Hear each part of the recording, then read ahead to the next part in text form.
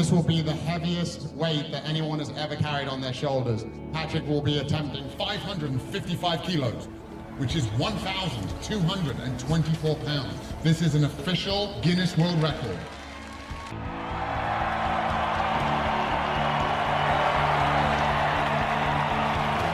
Here we go! World record in hand!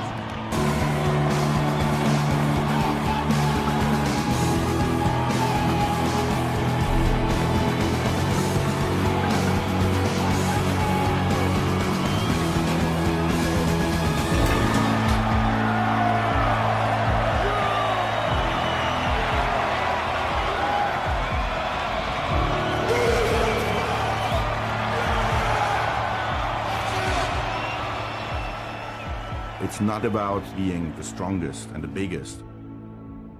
It's really about what are you going to do with your strength and what are you going to do with the power that you have.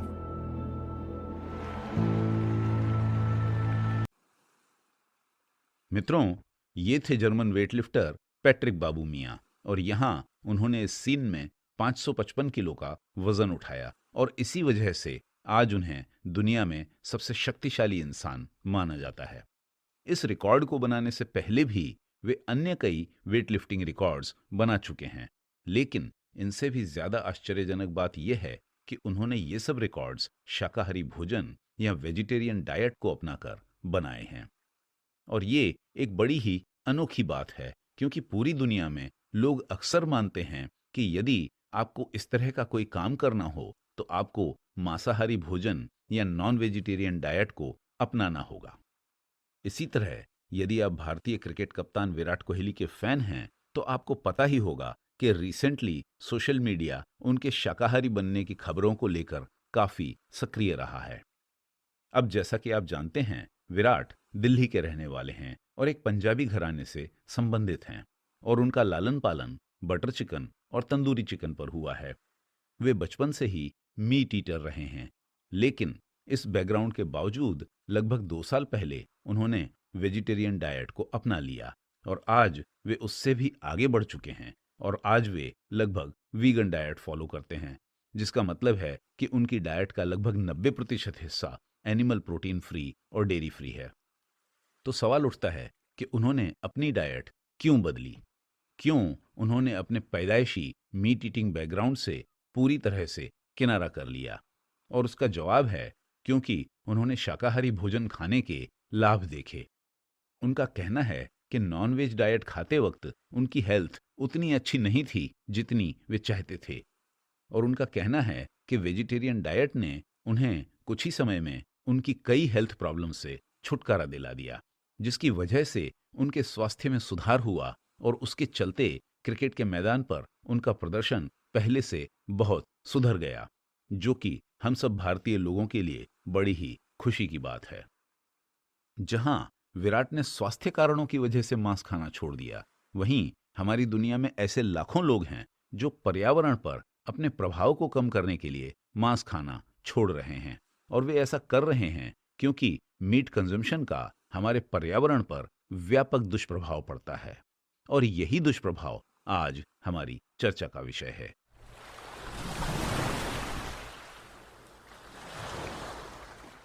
यहां आगे बढ़ने से पहले इस बात का उल्लेख करना जरूरी है कि पूरा मांस उत्पादन हमारे पर्यावरण पर दुष्प्रभाव नहीं छोड़ता।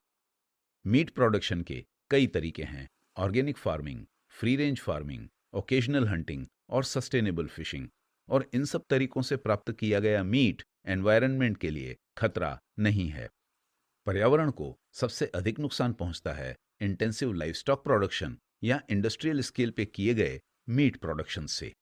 यदि हमारे देश में किसी गांव में एक किसान के पास आधा दर्जन मुर्गे मुर्गियां हैं और वे घर के बचे खुचे खाद्य पदार्थों को खाकर और घर के आसपास पाए जाने वाले कीड़े मकोड़ों को खाकर पलते बढ़ते हैं, तो उनके द्वारा उत्पादित अंडे पर्यावरण को नुकसान नहीं पहुंचाते। एनवायरनमेंट को नुकसान होता है औद्योगिक पैमाने पर मांस उत्पादन और सघन पशुपालन से। लेकिन दुर्भाग्यपूर्ण बात यह है कि आज की तारीख में हमारे बाजारों में उपलब्ध अधिकतर मांस इसी श्रेणी से आता है। चराई के लिए विशाल चरागाहों के अलावा इंटेंसिव मीट प्रोडक्शन के लिए बड़ी मात्रा में एनिमल फीड की आवश्यकता होती है, जैसे सोया या मक्का, और इस फीड के औद्योगिक उत्पादन का भी हमारे पर्यावरण पर नकारात्मक प्रभाव पड़ता है। 1 किलो बीफ का उत्पादन करने के लिए 7 किलो एनिमल फीड लगता है। 1 किलो पोर्क का उत्पादन करने के लिए 3 किलो से ज्यादा एनिमल फीड लगता है, और 1 किलो चिकन का उत्पादन करने के लिए 2 किलो फीड लगता है। और इतना सब एनिमल फीड उगाने के लिए हमें इंटेंसिव एग्रीकल्चर का सहारा लेना पड़ता है।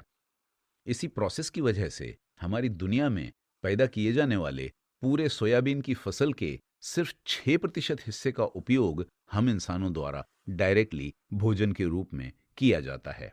इसके अलावा लगभग 85% सोयाबीन फसल का उपयोग किसी न किसी रूप में एनिमल फीड में किया जाता है। जाहिर है कि इतना एनिमल फीड उगाने के लिए हमें एक्स्ट्रा एग्रीकल्चर लैंड की जरूरत पड़ती है, और इसीलिए हमारी दुनिया के कई हिस्सों में पुराने जंगलों की अंधाधुंध कटाई हो रही है। फॉर एग्जाम्पल, सोया की खेती अमेजन बेसिन में वनों की कटाई का एक प्रमुख कारण है, और अमेजन में उगाए गए पूरे सोया का लगभग 80% हिस्सा एनिमल फीड में प्रोसेस किया जाता है।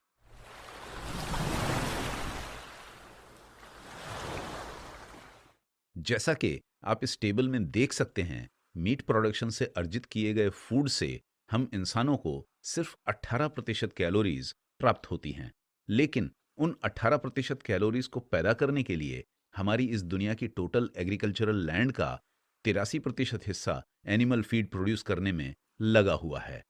दूसरे शब्दों में, अगर हम मांस नहीं खाते तो हमारे पास अन्य फूड प्रोडक्ट्स को उगाने के लिए ढेरों एक्स्ट्रा जमीन होती, और हमारे पास लाखों टन एक्स्ट्रा फूड ग्रेन्स और वेजिटेबल्स उपलब्ध होते। इसी तरह उन 18% मीट कैलोरीज का उत्पादन 57% वायु और जल प्रदूषण के लिए जिम्मेदार है, और 58% ग्रीन हाउस गैस एमिशंस के लिए। जैसा कि आप इस टेबल में देख सकते हैं, 100 ग्राम मटन प्रोटीन को उगाने के लिए आपको 185 वर्ग मीटर जमीन की जरूरत होती है, जबकि उतना ही प्रोटीन मटर या मूंगफली से उगाने के लिए आपको सिर्फ 3.5 वर्ग मीटर की जरूरत होती है, और उतना ही प्रोटीन टोफू के माध्यम से उगाने के लिए और भी कम जमीन की जरूरत होती है। इसी तरह हमारे जल संसाधनों के लिए भी मांस उत्पादन एक बहुत ही बड़ी समस्या है। जैसा कि आप इस टेबल में देख सकते हैं, 1 टन गोमांस प्रोड्यूस करने के लिए 16,730 क्यूबिक मीटर पानी लगता है, जबकि 1 टन आलू उगाने के लिए सिर्फ 130 क्यूबिक मीटर पानी लगता है। दूसरे शब्दों में, जितना पानी सिर्फ 1 टन गौमांस प्रोड्यूस करने के लिए लगता है, उतने पानी से आप 128 टन आलू उगा सकते हैं। इन सभी प्रक्रियाओं का कुल योग ये है कि मीट प्रोडक्शन आज बहुत सारे ग्रीन हाउस गैस एमिशंस के लिए जिम्मेदार है। जैसा कि आप इस टेबल में देख सकते हैं, मीट प्रोटीन का प्रत्येक ग्राम 62 ग्राम CO2 एमिशंस का उत्पादन करता है, जबकि मसूर दाल से प्राप्त प्रोटीन का प्रत्येक ग्राम मात्र 0.25 ग्राम्स CO2 एमिट करता है। इनफैक्ट हमारे पर्यावरण पर इंडस्ट्रियल मीट प्रोडक्शन के हजारों दुष्प्रभाव हैं, और उन्हें पूरी तरह से सूचीबद्ध करने के लिए हम घंटों बात कर सकते हैं।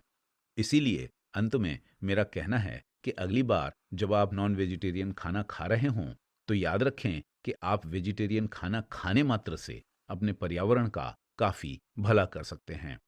और यदि आप मांस खाना नहीं छोड़ सकते, तो कृपया कम से कम ऐसा मांस खाएं जो कि इको फ्रेंडली तरीके से प्रोड्यूस किया गया हो, और कृपया मीट सिर्फ इसलिए न खाएं क्योंकि वो फैशनेबल है, या क्योंकि आपके मित्र आप पर मीट खाने के लिए जोर डाल रहे हैं, या फिर किसी ने आपसे ये कहा है कि मांस खाने से आप ताकतवर बन जाएंगे, या आपकी मसल्स स्ट्रांग हो जाएंगी, या आपका स्टेमिना बढ़ जाएगा।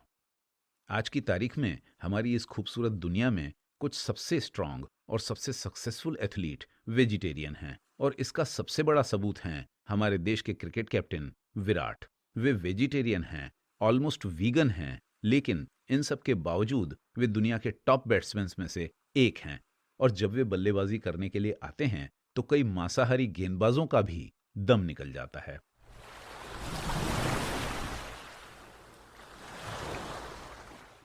तो मित्रों, ये तो था मीट इंडस्ट्री के एनवायरमेंटल इम्पैक्ट पर एक छोटा सा डिस्कशन। मुझे आशा है कि ये आपको अपनी ज़िंदगी में प्रॉपर फूड सिलेक्शन में और फूड ईटिंग हैबिट्स के एनवायरमेंटल इम्पैक्ट को कम करने में आपकी मदद करेगा। अगले एपिसोड में हम चर्चा करेंगे ऐसे ही किसी और टॉपिक पर, तो कृपया उसे मिस न करें। तब तक कुछ नया सीखते रहें, सिखाते रहें और अपनी ज़िंदगी संवारते रहें।